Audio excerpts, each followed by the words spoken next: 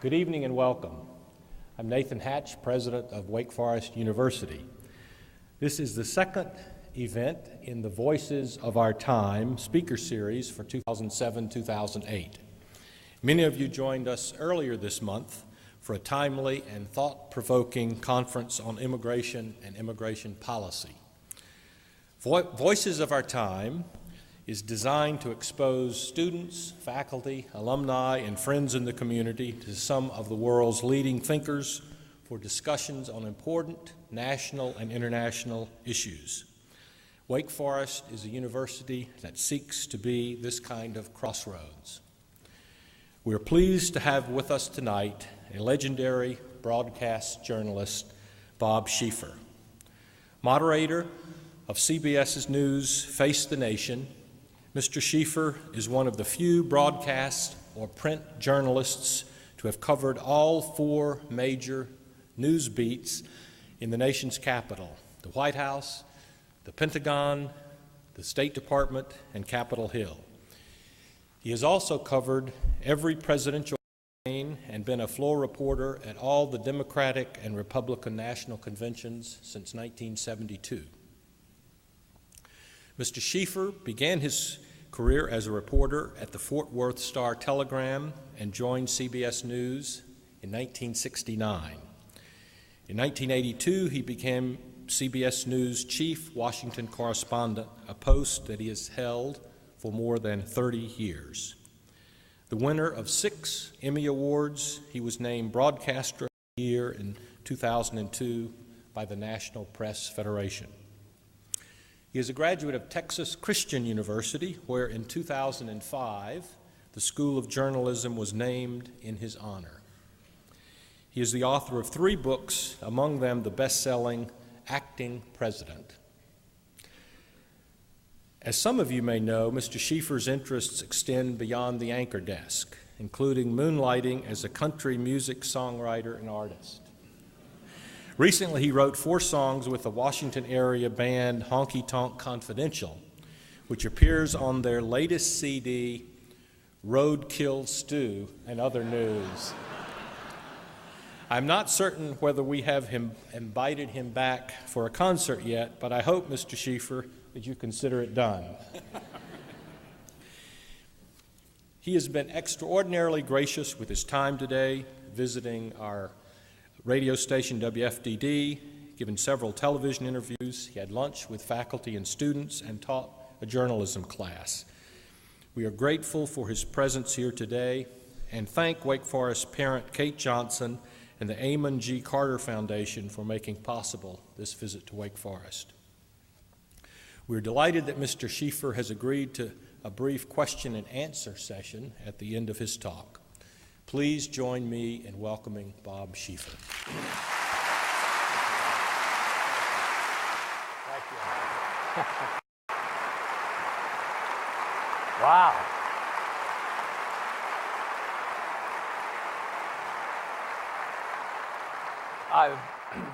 May I just first say thank you to all of you for coming out in this rain. I know the parking wasn't the easiest, and I'm really touched to see. My wife was coming, and we had kind of a little minor crisis at home. My daughter, who lives in Washington, had to go to the doctor, and there was nobody to pick up our twin granddaughters, and so Pat had to stay behind and do grandma duties. Otherwise, she would have been here, and I'm really sorry she didn't come. I mean, she thinks nobody comes to these things. And she would have been so impressed to see so many of you come out on a night like this. So I'd just like to say thank you very much. I must say, as I walked out and I looked out and saw this crowd out here, I was thinking about, it was some years ago, I was invited to go down to a very small college in Louisiana. Louisiana College was the name of it. And it was deep in the bayou country, and it was this beautiful spring day. I mean, it was just gorgeous. And I came into the auditorium, and every seat was taken. Kids were sitting in the aisles.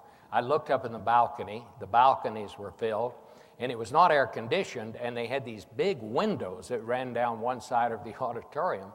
And I looked, and they'd raised the windows, and there were kids actually sitting in the windowsills. And I out the window that was right next to the speaker stand, and there was a tree. I mean, this is true. What I'm telling you is true. 3 boys had climbed up into this tree and were sitting on one of the branches so they could look into the auditorium and hear me talk. And I said, you know, I'm just absolutely touched that, you know, young people would come out on a day like this to see me speak. And the kid on the front row said, it's mandatory.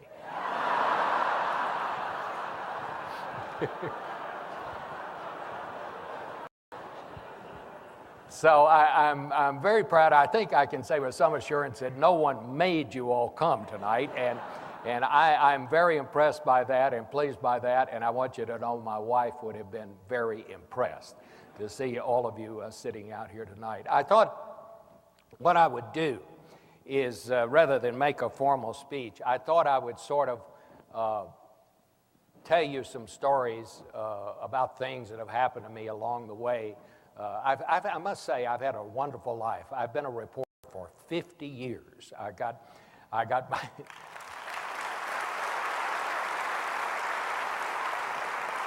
I got my first job working at a little radio station in Fort Worth when I was a junior in college in 1954, and somehow or another I have gotten a paycheck every week since that day for being a reporter, which has never seemed like work to me. It's what I wanted to do when I was a little boy, and I'm one of those lucky people that got to do it when I grow up.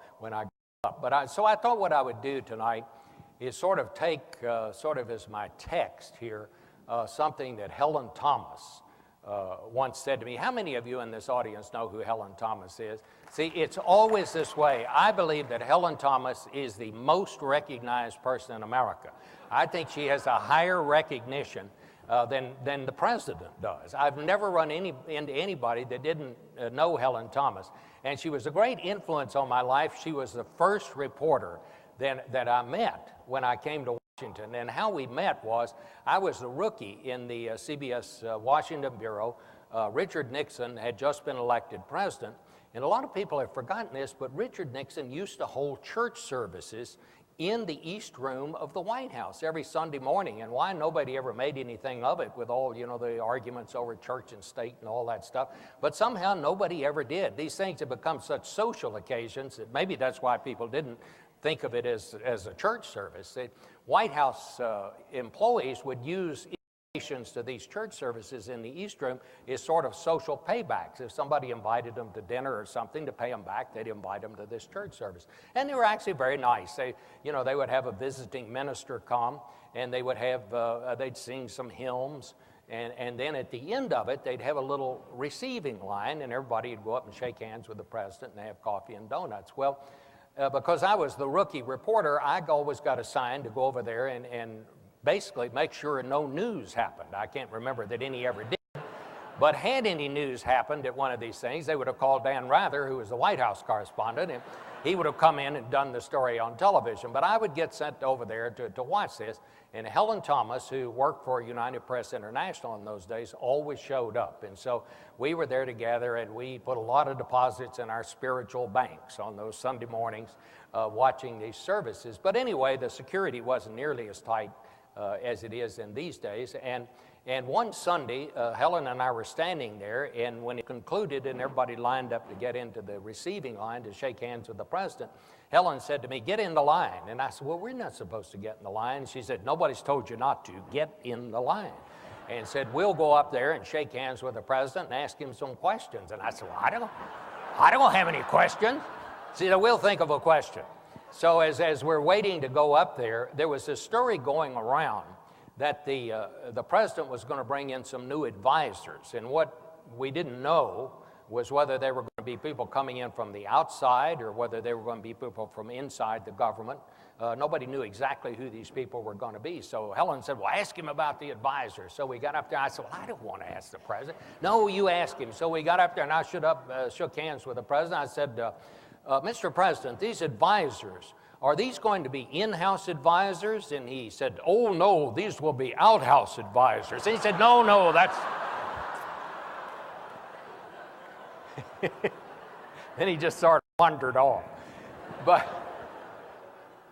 because of that, and because of Helen Thomas, and Helen made me do it, I can say that I have interviewed face-to-face everybody who's been president since Richard Nixon. And that's something that I'm sort of proud of. But what I was going to bring up here about Helen and the advice I'm going to take is after President Ford became president, and by then I was the White House correspondent, and Helen was still covering the White House.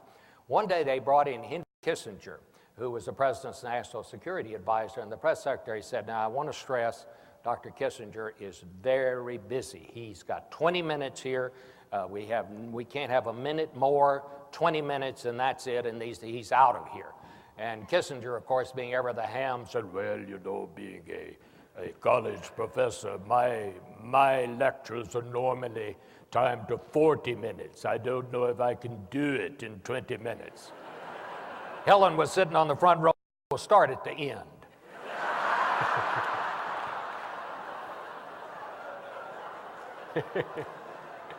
She's still at it, too. I want to tell you, she's still at it. So I think that's what I'm going to do. I mean, I'm going to open it up for questions at the end here, but I'm going to start at the end. And I'm going to start at the end by bringing up the questions that people ask me most of all when I go out to make talks like this. And then I'll talk a little bit about current affairs, and then I'll kind of wrap it up. And while I'm sort of wrapping it up, you can think of some questions that you'd like to ask, and then we'll take your questions.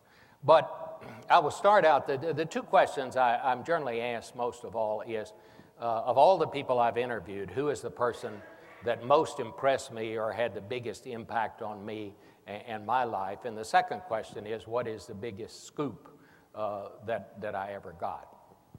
Well, the politician for me that had the most impact was Lyndon Johnson. I grew up in Texas. I grew up out on the northwest side of Fort Worth. And when I was 10 years old, Lyndon Johnson, the year was 1948, maybe I was a little older than 10, but Lyndon Johnson was coming to town to campaign for the United States Senate. This was the campaign, by the way, that Lyndon Johnson won by 87 votes out of several million votes that were cast in that election. He won by 87. And they didn't even find those 87 votes until a week after the election. And what happened, they had gone in and protested the votes, and the judge gave them a stay to go back and recount the votes. And while they were going through this recount, down in South Texas in a place called Duval County, they found a ballot box, and they opened it up. And this is true. You can look this up.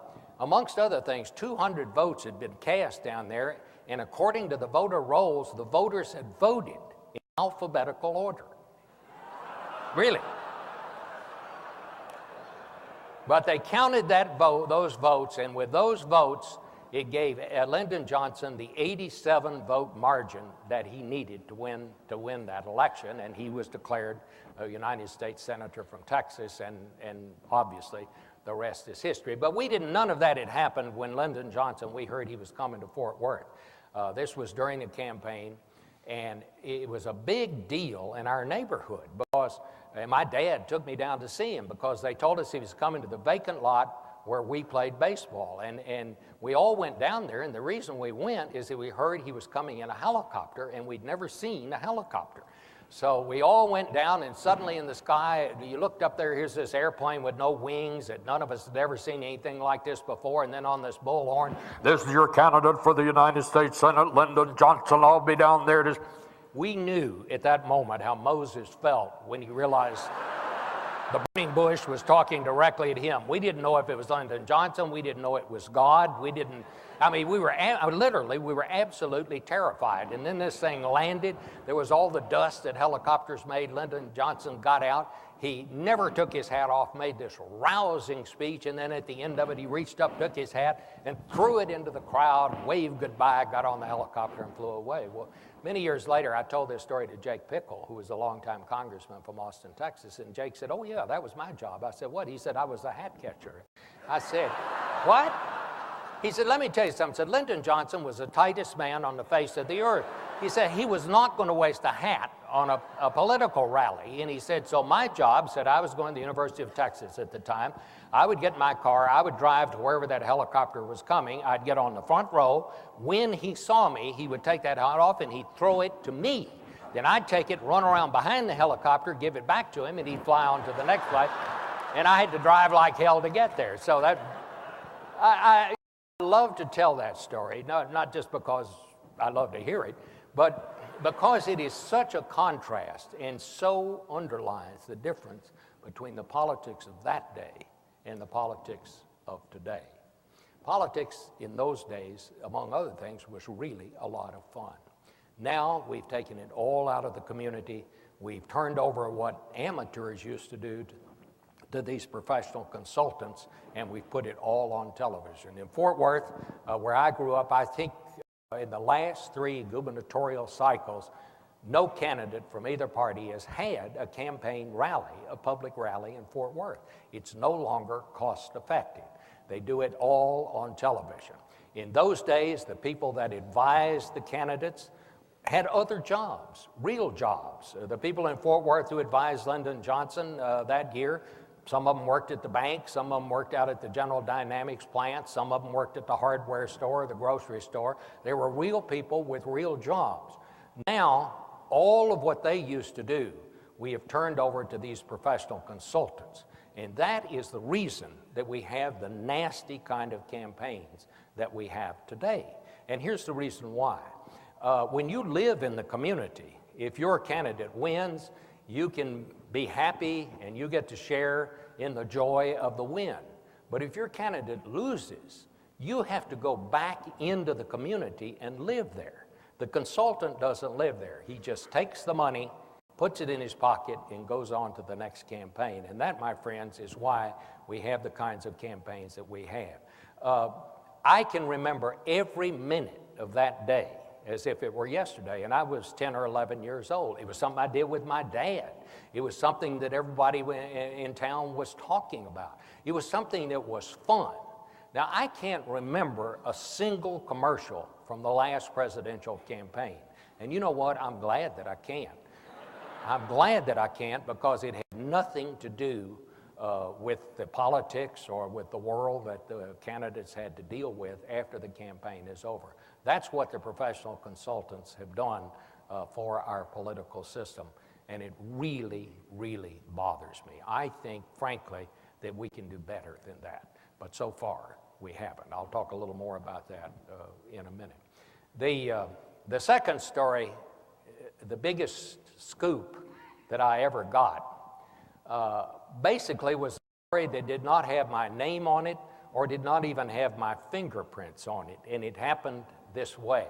It was in the 1976 campaign, and Gerald Ford was running, trying to win the presidency in his own right. He, of course, had been the only non-elected president that we had ever had, and he was running against Jimmy Carter, and we had gone up to New York. They made up some reason, some excuse for going up there. The real reason we had gone up there is that so President Ford could be interviewed by Barbara Walters, who at that point was the host of the Today program. And she had interviewed him around noon, I guess it was, and the interview was to be played the next morning on the Today Show. And Barbara, as only Barbara can do, had put out the word to the Ford people that if anybody interviewed President Ford before her interview aired the next morning on the Today Show, that person would be killed. And Barbara has a way of making people believe it when she tells them that. So being reporters and journalism being journalism, all of the rest of us, of course, in the White House press corps set out to find some way to bust Barbara Walters' exclusive interview. And when you're a reporter, you do the first and the obvious things first. So I went to the press secretary, whose name was Ron Nesson, and said, we'd like to interview the president. He said, absolutely out of the question. We're not doing any interviews. So I decided then to go to the president's chief of staff. He's 32 years old. I called him Dick in those days. I call him Mr. Vice President today, Dick Cheney. And I went to him and I said, Dick, this is really going to put us in a bind. We really need to match that. He said, Bob, we've told Barbara we're going to keep this exclusive. We're not going to do that. Well, I'm moping around trying to figure out what to do next, and I get a phone call, and of all things, it's Walter Cronkite. Bob, he says, I understand the president's going to be up at Yonkers campaigning. Would you mind if I come out on the campaign trail? I mean, Walter really talked like that. He was just in person, just like he was on television. And I said, what was I going to say? No, Walter, we'll handle it fine. You just stay there.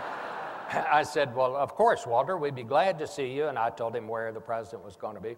Bob, do you think there's any chance I can get an interview with the president? I said, well, Walter, this is really going to be tough. I said, but let me see what I can do. So I go back to Dick Cheney and I say, look, Dick, I'm in a real bind now. The pressure is really on. Walter's coming up there. He wants to interview the president. He said, Bob, we're not going to do that. So I'm not going to let the president be interviewed by anybody else. And I said, well, Dick, let me ask you this. Do you think it would be okay if the president, you could just set up a little something so Walter could just say hello to the president? I said, I know the president likes Walter, and Walter just liked to say hello. And he said, well, yeah, we could probably do that. And I said, and would you mind if we brought a camera crew along? And he said, Bob, I'm not going to authorize any interviews. And I said, just so we can record it and Walter can have it for a little souvenir. I mean, come on, Dick. He said, well, all right. But he said, I'm telling you right now, I'm not going to authorize any interview with the president. So when the appointed time came, we went around to the back door of this place where the president was making kind of the stage entrance where he was making this appearance. And so here's Walter right here, and here's the camera crew, a 3-person camera crew, and they give Walter the microphone. So Walter's got the microphone in his left hand, and he walks in, they open the door, he walks up to see the president, and there was a big story going around about whether the president was going to take his flu shot. This was the first year of flu shots. A lot of people had gotten sick. So it was a big story as to whether the president was going to cancel the program or whether he was going to take his flu shot. Nobody knew. The door opens, this old entourage walks in. Walter holds out the microphone in one hand, shakes hands with the president, and said, hello, Mr. President, are you going to take your flu shot? Whereupon the president said, yes, Walter, I think the president has to set an example. This is a good thing. Well, by this time, the press secretary had grabbed the sound man around the waist and literally was trying to drag him down to the ground. But anyway, so we got ourselves out of there. But that night, the CBS Evening News, and you can look it up, started this way. Good evening. President Ford told me in an exclusive interview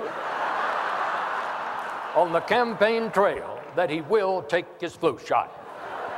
Whereupon we proceeded at that point to play the entire interview, all 9 seconds of it. Now, nowhere on that interview did it say Bob Schieffer. Nowhere were my fingerprints on it. But one person knew how that all came about, and it was Walter Cronkite. So for me, that was a turning point in my career, and that's my favorite scoop.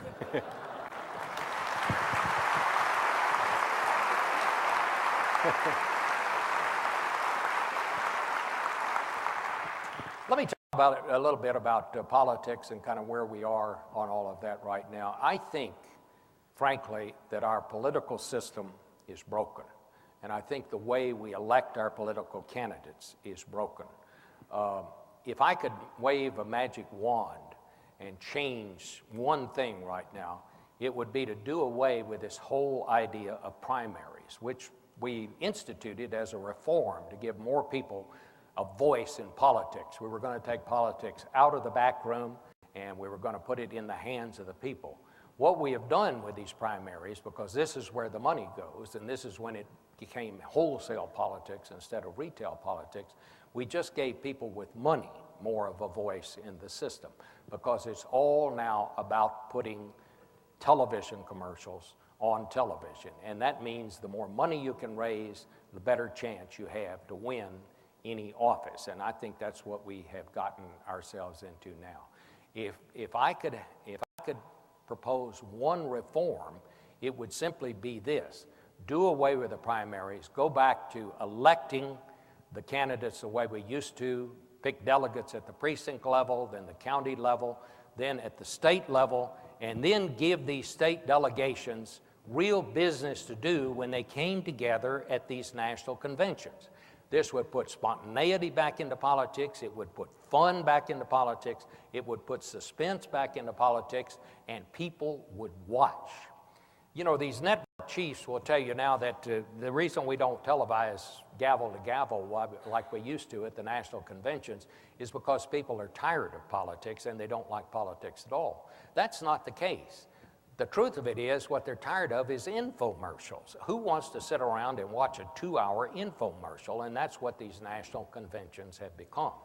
If we could somehow create in our political system and the way we go about selecting these candidates, if we could put suspense back into it, make those real political conventions like they used to, I guarantee you people would watch.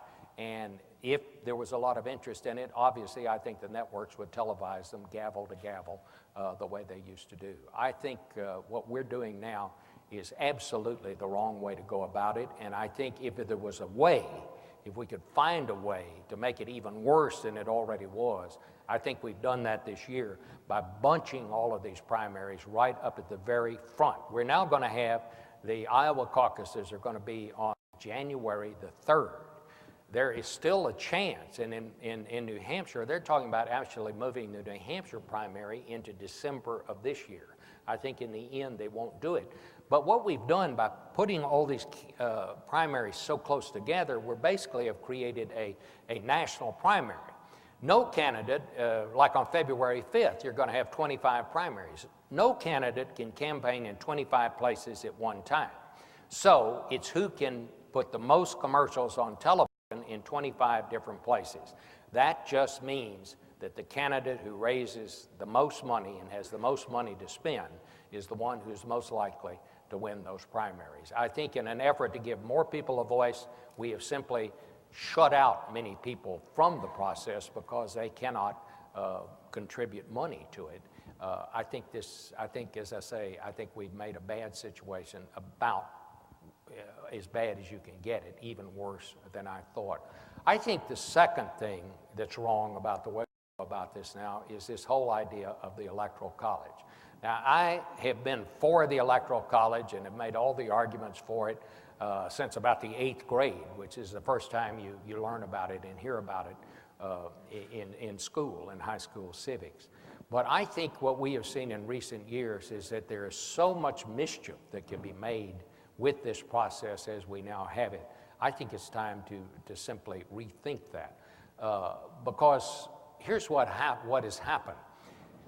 Candidates with the use of computers and the sophisticated polling techniques and all of that we have today can figure out which states they have no chance to win and which states they have the best chance to win. And so they spend all of their time in these states where they think that they have the best chance to win, or the states that are contested, what we call the so-called battleground states. The last election, I was out in California 2 weeks before the election. By that time, the Republicans had conceded California to the Democrats in the same way that the Democrats had conceded Texas to the Republicans. It was like the campaign was thousands of miles away. There was no campaign out there in California. And what we've come down to is now we have these battleground states where you have 7 or 8 states that are deciding the presidency for all the rest of us. And the candidates, I'm not saying that the election would have had a different result. John Kerry, say, had gone into all those Midwestern states that were conceded to Bush. But I think at least the battle would have been joined in some of those states. At least people would have gotten an idea to hear both sides of the issue. I think one reason that things have become so partisan now is I think a lot of people are not hearing the whole debate. They're hearing one side of it, and I think this idea of picking these battleground states is one of the reasons for that. I mean, think about Ohio. I think both Bush and Kerry went to Ohio 50 times. Each of them went there 50 times. They were going into places so small that Ohio Senate candidates don't even go, and that they would wind up on the same side of town in the same neighborhood. We had one situation in Iowa where Bush and Kerry had both wound up in the same neighborhood in Iowa. There were so many police over there guarding them that this is true. They had 3 bank robberies on the other side of town. Now, there's just something wrong with that kind of a thing. I mean, think of it. Think of how long it took Bush, and in some people's minds, he never did establish that he was the true winner in 2000. But in 2004, he won by 4 million votes, I think. But had there been a shift of 40,000 votes in Ohio, John Kerry would have been declared the winner of the election that year. Think how difficult it would be to govern if you had lost the election by 4 million votes. I just think, and as I say, I know all the reasons we have the Electoral College, but I just think it is time to rethink that whole process. I'm not sure that'll ever happen. It would certainly take a constitutional amendment to do it. I think another thing that's gone wrong with our politics today is the Congress has become kind of an incumbent protection society. And I think we have to start thinking about whether we should have some sort of independent body after every census, draw the congressional district lines. They do this, for example, in Australia, where you have a panel of retired federal judges who, after the election, draw the lines that the members of Parliament that comprises their district. We do that, we've come to do that in this country in deciding which military bases to keep open and which ones to close, because it was becoming almost impossible, as you know, to close any military base, because the congressman who had the base in his district would go to a congressman who had a base in another district, and he would say, if you'd vote to keep my base open, I'll vote to keep your base open. And the way we now close military bases and decide which ones to keep on, we have an independent commission. They go over the whole situation. They talk to the Pentagon, they take testimony and so forth. And then they draw up a list of bases to be closed and bases to be open. They send it to the Congress, and the Congress votes on it up or down. I'm beginning to think that we may have to start thinking about some kind of a system like that in drawing congressional districts. Now, we leave it to the states. But over and over, we're seeing these congressional elections where you'll have only 5% sometimes of the seats that are even contested, because they're so carefully drawn to protect the incumbent that is there. That would be just another reform that I would think about. As for current politics and what's happening in politics right now, I think, frankly, the Democratic nomination, it appears to me to be Hillary Clinton's to lose.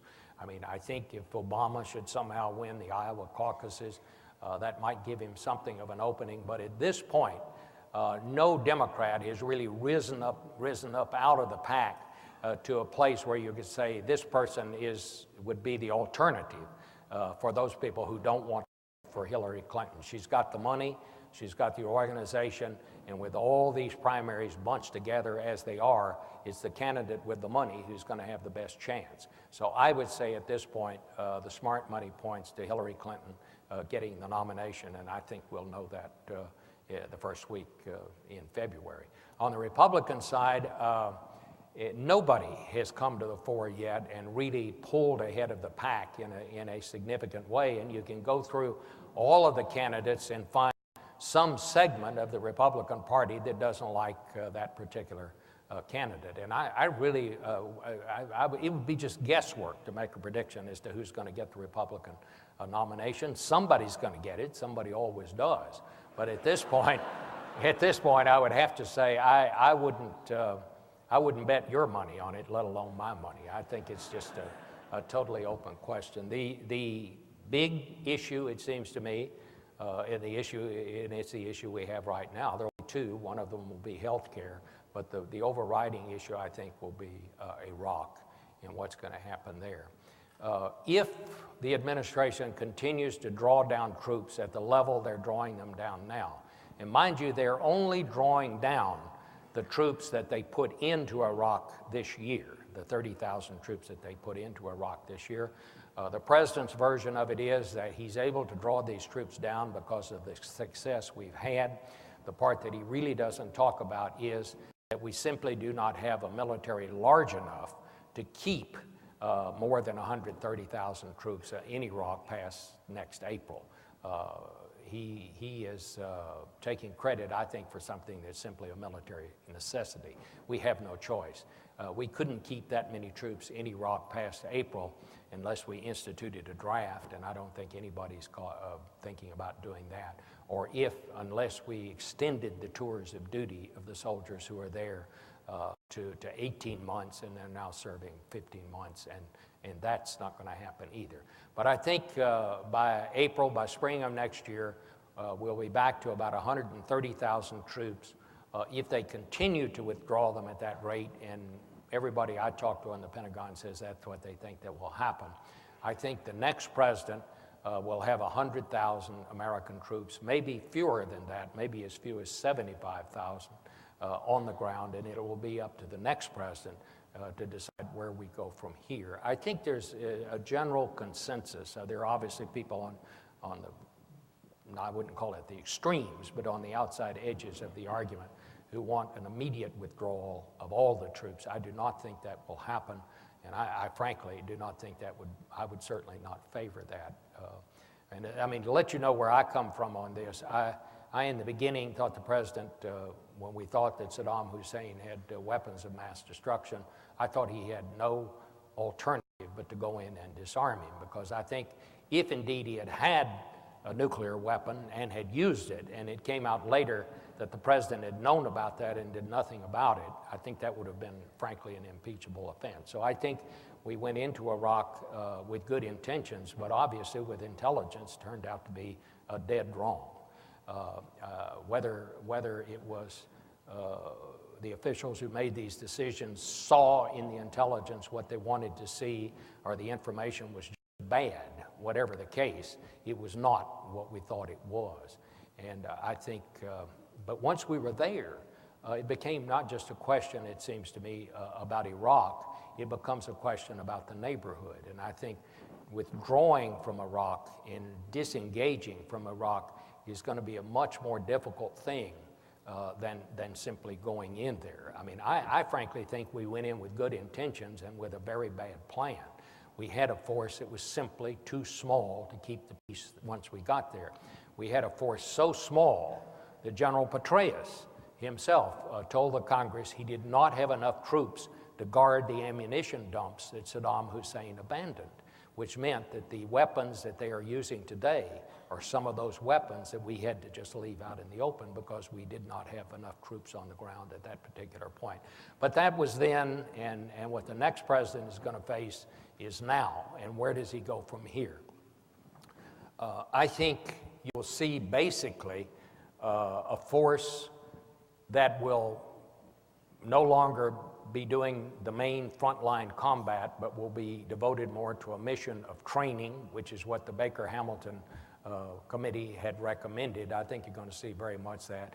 A force that will concentrate more on trying to track down terrorists and try to secure the borders and basically just keep this thing contained as best we can as we continue to try in a diplomatic way to solve the crisis there. You know, you take all these statistics about the violence is up and down and the military is doing this and that, but until the two factions in Iraq, the political factions, can find a way to share power and govern the country, the rest of it simply doesn't matter, because there won't be any peace until they can do that. And at this point, they seem to be making very little progress on that front. But that will be something that will be for the next president to do. The situation in Iran is extremely dangerous. Iran is determined to build a nuclear weapon. I don't think there's any question about that. Israeli diplomats will tell you that there is no question about it, that they're not 90% certain that the Iranians are trying to build a nuclear weapon. They're 100% certain. That obviously is their version of the situation. Others might disagree, but nobody disagrees that the Iranians are up to something. And we're going to have to find some way to continue to try to isolate them and convince them that it is not in their interest for them to do this. At this point, the Russians do not seem to be as concerned about it as the Europeans are. Now we have the French who are as concerned about it as we are. The Russians seem to take the position that they have a lot invested in Iran and that they can actually live with a nuclear-armed Iran. But I think most of Europe, and certainly the United States, is convinced that we can't do that. So what happens?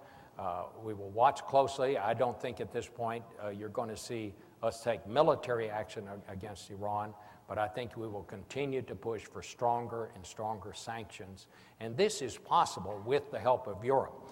Less than a third of Europe's trade is with Iran, but more than 2/3 of Iran's trade is with Europe. So if we can get the right kind of sanctions in place with the cooperation of Europe, we can pretty much isolate Iran from the rest of the civilized world. So, you know, at this point, nobody knows where this is going to go, but clearly it is going to be the problem that the next president, I think the main problem, even more so than what happens in Iraq proper, that the main issue that the next president is going to deal with. I want to open it up for questions from you all, but let me just close by giving you some of my thoughts. As I said at the beginning, I've been a reporter for 50 years, and I look back on my career and I like to think about what did I learn, or what are the things that I think I know more about now than when I started out on this. And I would just simply offer these things to you as things that I believe I have learned, and I offer them as food for thought for you. I think the first thing is that I have come to the conclusion after being in Vietnam and watching the world and how it works down through Iraq and what we're going through there now.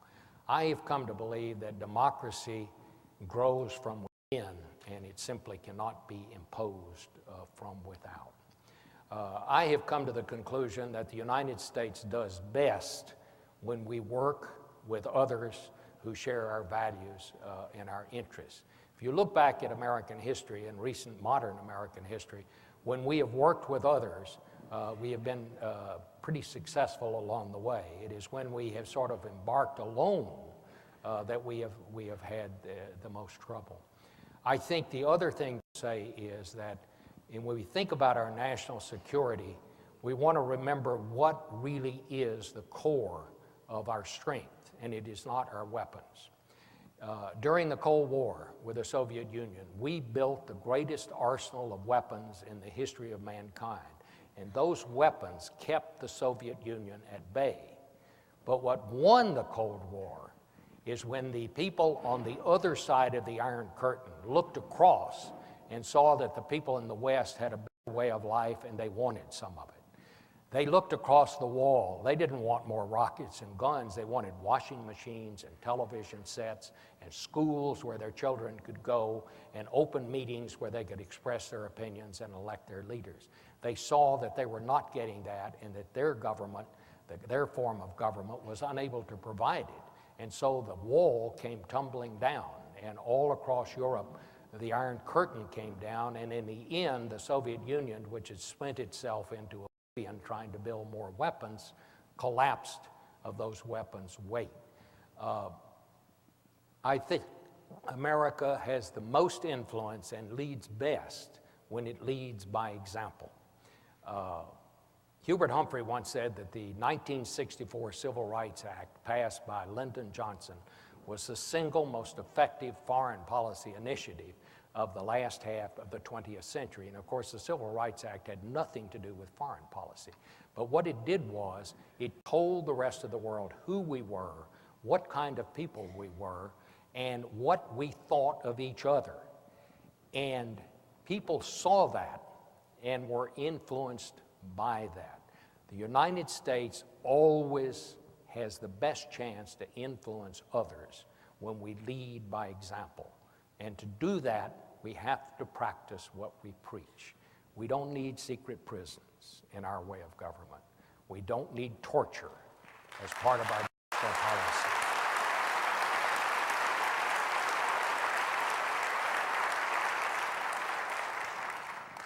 The United States does best when we let people know that's what the other guys do. That's not the way we do it. We have the least success when we try to take shortcuts by somehow adopting or thinking we can use those methods to help us get to where we want to be. Always remember, it is American values that are the core of our strength. to understand what makes us secure, first we simply must reflect back on what got us to where we are and why we enjoy the place we have in the world today. Thank you.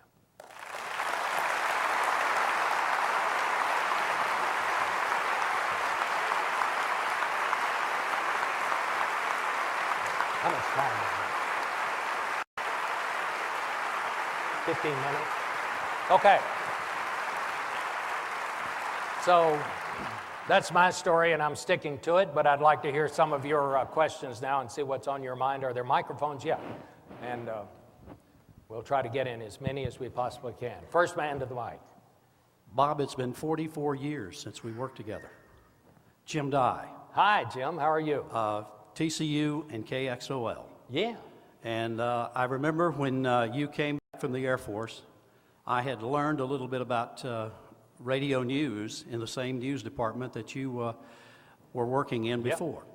And it was on my show that you did your broadcast from Oxford that Sunday night, because as you remember, I was the weekend guy. Yes. And I think it was Russ Bloxham who was in the newsroom at the time. I'm not really sure. You probably wouldn't remember either, but I can remember Russ told me, he said, "Jim, don't say a word after this record. Just give it to me."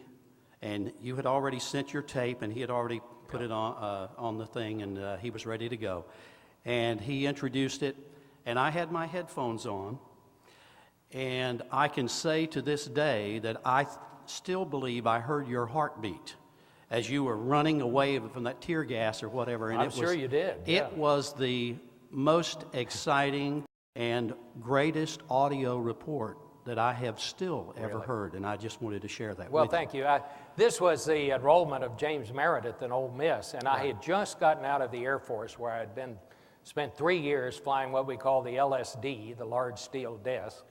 Had never heard a shot fired in anger, and was sent down to Oxford, Mississippi, and was almost killed. And to this day, and even including going to Vietnam, I have never been as scared as I was that night, because I don't know if you all remember what happened, but what happened is the night before Meredith was brought there, there was a big riot out on the campus, and some snipers got up on one of the dorms and started shooting down into the crowd where all of us were crowded around down there. And I mean, we didn't know where the shots were coming from. It was literally one of the most terrifying things. And I actually got beat up, but I wasn't hurt. And the next day was there to see Meredith when they brought him to enroll. And it was one of the, it's the biggest story at that point in my life that I'd ever covered, and I thought I'd never cover another one that big. And what is kind of interesting about it, when I wrote my book, This Just In, I started checking around and actually located the second lieutenant who had been the first federal officer that got to the campus and finally restored order. They had been based at the Memphis Naval Air Station, and they'd come down there.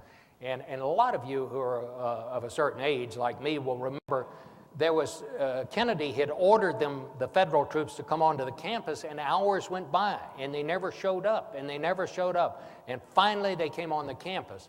Well, when I was writing this book in 2002, I found this second lieutenant, and I said, let me ask you, what was it was it just such disorganization? Why didn't you all know? And what took you so long to get there? And he said, you're not going to believe this, but we didn't know where it was, and we didn't have any maps. Really? And I said, well, what did you do? He said, I was in the Jeep, in the lead Jeep, and I had this convoy of military vehicles with all the military policemen behind me. And I said, I stopped at the gate, and I just ordered the guard on the gate there at the Naval Air Station. I said, do you know where Oxford, Mississippi is? And he said, yeah. And I said, he said, well, you get in this Jeep with me. And he said, sir, I can't leave my post. And he said, I'm ordering you on orders of the President of the United States to get in this Jeep. And so this kid did. They drove out of the Memphis Naval Air Station and stopped at a Phillips 66 gas station and got a gas station map, and that's how they got to Oxford, Mississippi, and that's why it took them so long. Thank you for reminding me of that. Great to see you. Yeah, good to see you too. Do you remember one other thing I wanted to point out? Do you remember where you were? We had all covered precincts and everything under the 62 election, and Richard Nixon made a world-famous comment forever about losing the race to Edmund Brown, I believe. We were all in the lobby of KXOL. I don't know whether you were there at that time or not, but that's when Nixon made. No, I was in the Air Force by then. No. This was in '62. After you had gotten out of the Air Force. I don't remember. That's when he made the statement. I was wondering if you were still in the lobby. I have a book in me I'm thinking about writing, and I want to ask you All that. right. Well, thanks a lot, Jim. Good to see you. Okay, over here. I'm a pediatrician, and you mentioned that the two issues this coming election would be Iraq and health care. I was wondering if you would speak to the health care issue. Well, I think I've never run into anybody that's satisfied with their health care. Have you? I mean, I've never run into anybody that likes an HMO. That's true. And I think all of the candidates have offered various plans, and I think we'll hear a lot about that over the next year. I have no idea. I don't know which candidate's going to get elected, but I just know that there's great dissatisfaction in the country with health insurance and just the whole health system in general. And so I think that will be something to be very much on people's minds. Thank you. Yes, over here. Mr. Schieffer, it's a pleasure to see you, sir. Thank you. Would you share with us your thoughts on the tendency of the major news outlets, including your own, with so many important events that happen in the world? They tend to lead with the latest adventures of Paris Hilton and Britney Spears. You know, I have done a lot of things wrong in my life, and so has CBS News, but the one thing we have not done is put Paris Hilton on the air. In fact, I wrote a little essay on Face the Nation where I apologized to our viewers for not having Paris Hilton on the air, and I said, I have to take the blame for it. I didn't ask her because I couldn't think of a single question that I wanted to ask her. I'm as astounded as you are by the attention that this has gotten. You know, I remember during the Anna Nicole Smith thing, I don't know which is worse. I mean, I guess in the Anna Nicole Smith case, actually there was a human death. But I remember I was in my office one day, and I keep the cables on, and just in case some bulletin happens, and I saw breaking news, that red banner that goes. So I turned up the sound, and the reporter said, I can now report the embalming process on Anna Nicole Smith has begun. I mean, really. To me, that is about I think that's the low point. And then Paris Hilton, I mean, I don't understand what she has done or what she's going to do or what people think she might do that would have any impact on anything. I mean, that's my problem with it. I mean, you know, why not just go down to your local high school and pick out some kid and say, you know, did you get drunk last night? How's it going? You know, what are you going to do tomorrow? I mean, what's the difference in that? Over here? Is there somebody over here? Over here. Mr. Schieffer, I'm Gary York from WIFM in Elkin, and I want to thank you for being so gracious when my wife, Charlotte, and I visited you in Washington.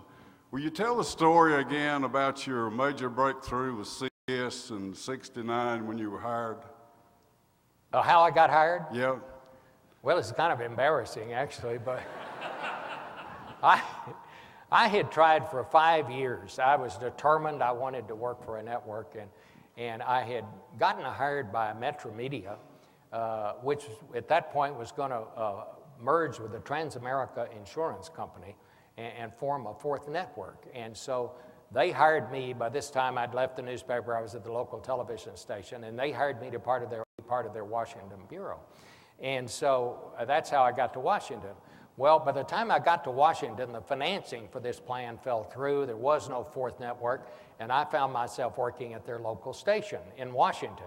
And while it was a fine station, it was not nearly as good a job as the one I had back in Fort Worth. So one day, I came home and told my wife, Pat, and believe me, when I got this job and the chance to go to Washington, I just left Pat there, and I left her in charge of selling the house, moving, and all of that, because I had to go on to bigger things. And I said, when you get it all done, honey, I'll be there in Washington, and we'll carry on. So anyway, I went home, and I said, we have made a terrible mistake here. I said, this is not a good job, and I think we need to go back to Fort Worth.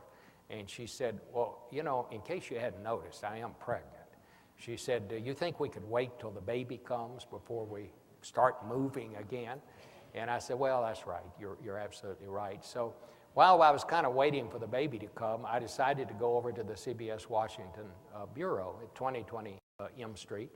And I was afraid to call for an appointment for fear that they would turn me down, as they had done for 5 years. So I just went over there without an appointment, went up to the second floor. There was no security in those days. You could just walk into anything. And the first person I saw, it was a woman. I said, I'm Bob Schieffer. I've come to see Bill Small, who is the bureau chief. Oh, yes, Bob, she says, come right in. And I was ushered into the bureau chief's office. I had an interview. I didn't think it was all that great, but as a result of that interview, I actually did get hired.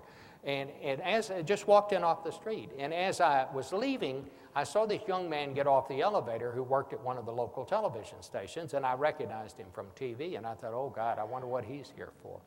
Well, I always kind of wondered about that over the years, and when I was writing my book in 2002, I called him. And I said, can I ask you a question? I said, in the spring of 1969, did you have an appointment to see Bill Small at CBS about going to work there? And he said, yeah. He said, I think that's when it was. I said, yeah, that's right, I did. But he said, nothing ever came of it. And so I went to work at NBC. Well, it was Bob Hager, who just retired last year as their longtime aviation correspondent. And so what happened was I walked in on his appointment. And the woman just got her bobs mixed up. So I always say I was actually hired by mistake. I mean, it worked out well, but that's how I got there. It's true. I'm sure you saw my sign that you are the reason I watch the news. I just want you to know that you're my idol. But wow. You really are. And I really miss seeing you on the CBS Evening News, but I just wanted to know what's your opinion on Obama and Edwards' health plan, the health care plan? Well, they're very, very complicated. They're very similar, and I'm really not expert enough to tell you. It wouldn't be appropriate for me to tell you I thought one was good and one was bad, but I will not even use that as an excuse. I'm not briefed up enough on either of their plans. I know Hillary Clinton has a plan that if you have insurance and you like it, you can keep it, but if you need to buy insurance, the government will subsidize it if you're of a certain income level. Their plans are, I don't know enough about them to really give you a good answer, I'm sorry to say. Well, I also wanted to say I enjoyed what you said about the primaries and how we need to change, because lots of things need to be changed, but I'm glad you're forward about that. Well, do you think you agree with me or disagree? I do. I agree with you. Well, good. Well, thank you very much. Okay. Good. Thank you very much. I'm sorry I didn't give you a better answer on that. Yes, ma'am. First of all, I want to thank you for coming to Wake Forest to speak with us. So often we hear people complain about biases in the media. Do you either see any heavy biases or feel as though they in any way impede on information that we in the public receive? You know what I think? I think the media is sort of like a draft army. I think it sort of reflects the society that it's drawn from. And I think there are reporters who are biased both ways. But I think the vast majority, the overwhelming majority of reporters, I think what drives them and what their motivation is to get the story and to get it before their competitors get it. I don't think that most reporters have an agenda. Now, that's my opinion, and other people can have different opinions of it, but that is mine. I would say this also. You know, with the coming of cable, with the coming of talk radio and all of that, you can now get your news sort of any way you want it. I mean, if you want it from a conservative point of view, you can get that. If you want it from a liberal point of view, you can get that. I really, truly think that the job of the mainstream media, and I like to think that that's what I'm a part of, the networks and the big newspapers, I think our job is to be a place where people can at least agree on the facts we present.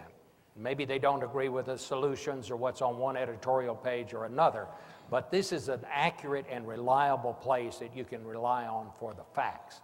I think right now that is the role of the mainstream media, but I would also say this. I don't think anybody can be truly informed by just reading one newspaper or watching one television channel and so on. I think we have to, as news consumers, read a variety of different papers and to get our information. Okay? Here. I'm going to ask you a question here, and you answer it any way you want to, all right? Okay. I've been married to 2 veterans. I've buried 2 veterans. Do what? I've been married to 2 veterans, and I have buried 2 veterans. I understand.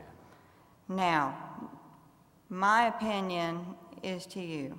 We know that Iran is working towards a nuclear weapon. We know that.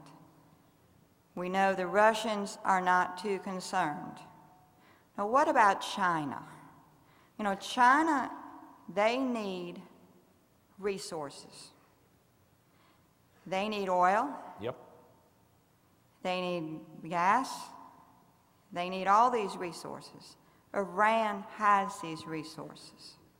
Now, China, I don't believe is going to go against Iran with the nuclear bomb that they are going to create. What is your opinion about China? Where do you feel like they come in with the nuclear weapon that we presume that they're going to build, or they're going to try to blow us up, or whatever they're going to try to do with it? How do you feel about China?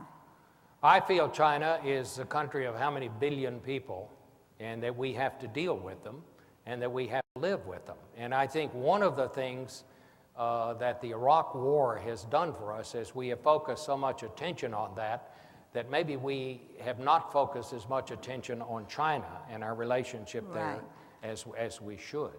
I think, frankly, China's gotten away with some things they ought not to be getting away with. I mean, we want to have a trade relationship with China. We would be stupid not to.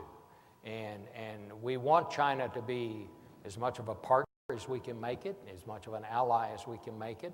But we also have to understand in a realistic way their interests would not always be the same as our interests. But I think, frankly, we need to devote more attention to the relationship with China than we are right now. As far as China is now a big player in the Middle East. I mean, China's always been the middle kingdom, and China has considered itself the middle of the world. That's the middle of the universe. Historically, they've always felt that way about themselves.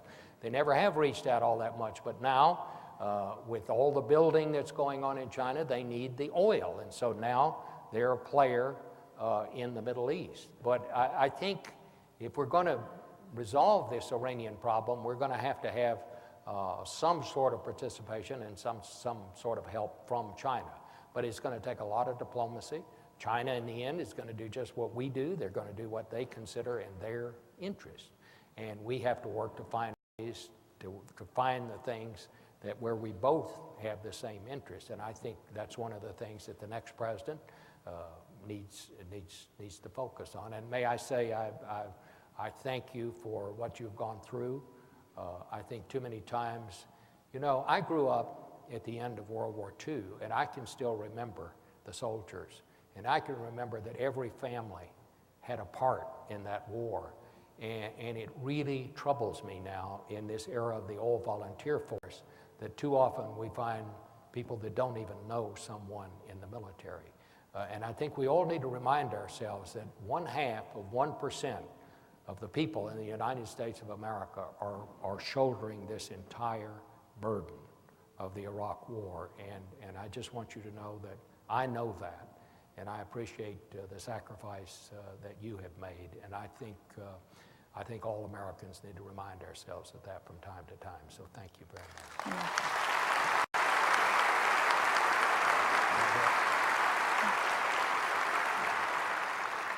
As I'm sure you're aware, Stephen Colbert is running in South Carolina. I was wondering what you thought of the message that sends to the political structure, and if you would vote for him if he made it. No, I'm not going to vote for it.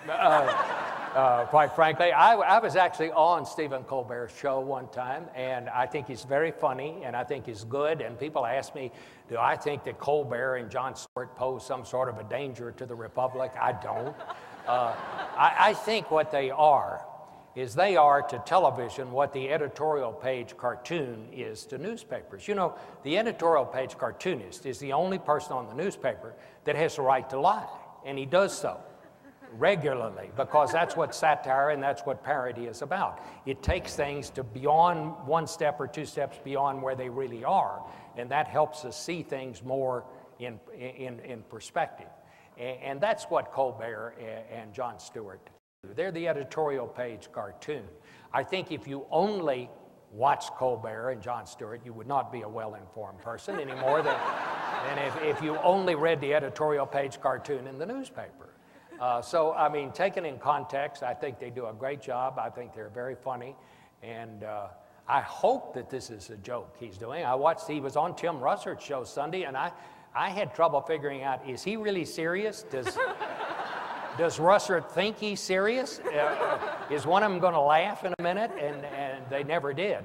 But obviously, it's a joke.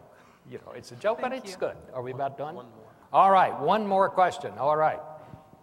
Mr. Schieffer, thank you for being here. Would you set the record straight about the Mrs. Oswald hitchhiking story? You know, I will preface this with this remark. I've told this story so many times that once I was actually on Tim Russert's cable show, and Tom Brokaw called him and said, if you let Schieffer tell that Oswald story, said, I'm going to shoot the television set. He said, I heard him tell it 100 times. Well, anyway, I'll give you a brief version of this. When I was a reporter at the Fort Worth Star-Telegram, and it was on that fateful weekend that Kennedy came to Dallas, and I had rushed into the office when I'd heard the president has been shot, and when I got to the city desk, by that time he was dead. But I was just trying to help out and answer the phones, and I answered the phone on the city desk, and a woman said, anybody there can give me a ride to Dallas. And I said, lady, you know, we don't run a taxi service here, and besides, the president's been shot. And she said, yes, I heard it on the radio. I think my son is the one they've arrested. And it was Lee Harvey Oswald's mother. And so I went out to her house. I put away quickly that idea, we don't run a taxi service. In fact, I told her, I said, give me your address, and then when you hang up the phone, I'm going to come get you, but don't answer that phone if it rings again. I said, I have to ask you to do that in the interest of national security. But obviously, I didn't want another reporter to call. So anyway, I went out, another reporter and we picked her up on the curb and took her to Dallas. And the interesting part of the story was, in those days, we never told people who we were. If they asked us, we identified ourselves, but if they didn't. We let them think that we were detectives. And I always wore a snap brim hat, so I'd look like Dick Tracy.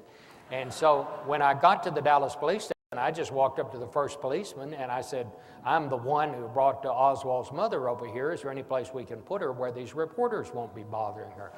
And really, and so you do things like that when you're 25 years old, you know.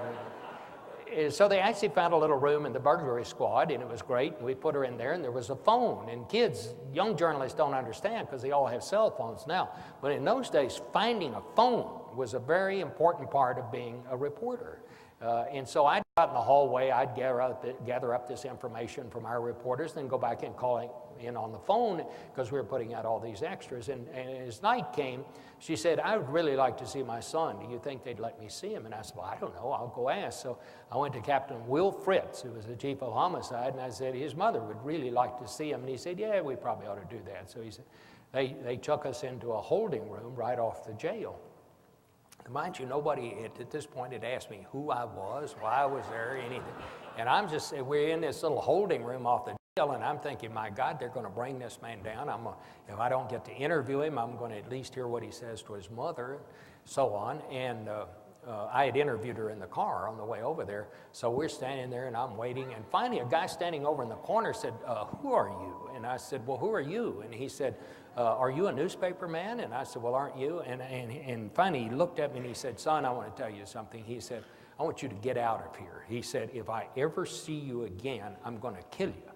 And I think he probably meant it. I really do. Well, it turned out the man was just an FBI agent who was doing what he was supposed to do. He was asking who I was, and so I quickly excused myself, and I mean, that's the end of the story, but I always say it's the biggest story I almost got, didn't get, but where else but as a reporter could a young man that my age have that kind of an adventure, even in an awful tragedy like that? And that is the reason I have never been sorry that I have spent the last 50 years doing just what I'm doing right now, and that's being a reporter. You all are a wonderful audience. Thank you so much. Bye-bye.